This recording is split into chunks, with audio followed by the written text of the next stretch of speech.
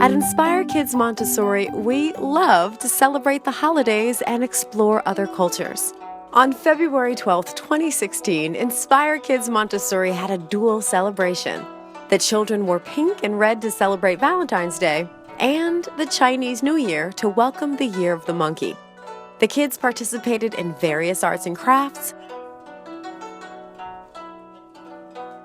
listened to an authentic Chinese harp,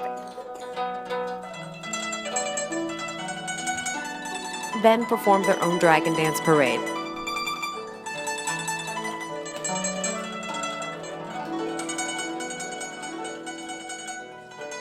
At Inspire Kids Montessori, we truly want to inspire children to learn about all cultures, be creative while still being academically focused.